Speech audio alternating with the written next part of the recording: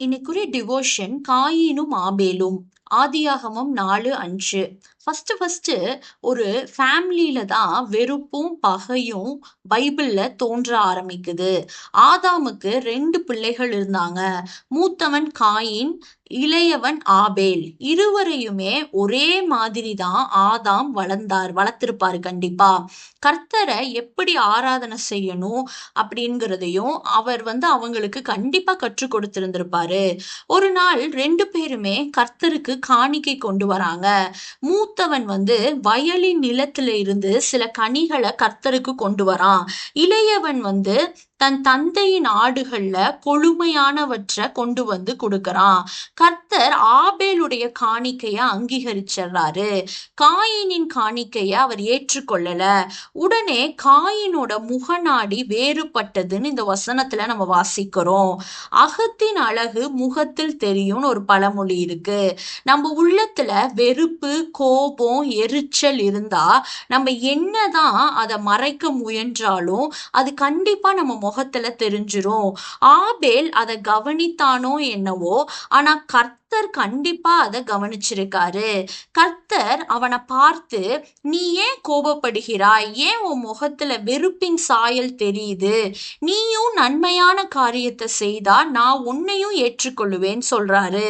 ஆனா நீ தீமை செய்தால் அந்த பாவம் உன்னுடைய வாழ்க்கையில இருக்கும்னு சொல்றாரு. உனது பாவம் உன்னை அடக்கி ஆளும். நீ உன் பாவத்தை அடக்கி ஆளணுங்கிற ஒரு அட்வைஸ சொல்றாரு. ஆனா கர்த்தருடைய அட்வைஸ அவன் ஏற்றுக்கொள்ளாம தன்னுடைய சகோதரனை கொலை செஞ்சிடறான்.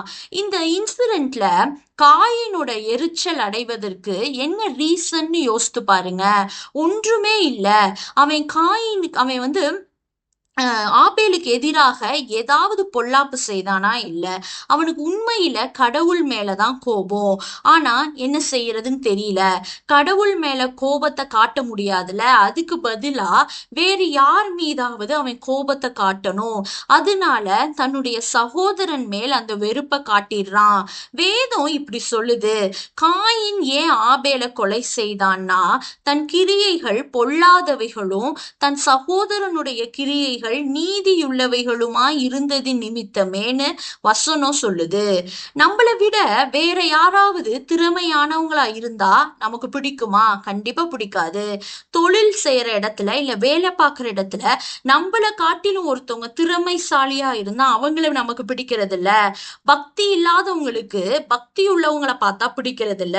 நம்மளை விட வேற ஒரு நல்ல ஸ்டேட்டஸ்ல ஒரு இருக்கிறப்ப அவரை போல வருவதுக்கு நம்ம முயற்சி செய்யணும். தவிர அவரை பத்தி தப்பு தப்பா பேசுறது, பொறாமப்படுறது, எரிச்சல் படுறது இதெல்லாம் நம்மள்ட்ட இருக்கக்கூடாது. பைபிள் என்ன சொல்லுதுன்னா, உன் சகோதரனை உன் உள்ளத்துல பகையாயாகன்னு லேவியராகம்ல ஆண்டவர் ஒரு கட்டளையே சொல்றாரு.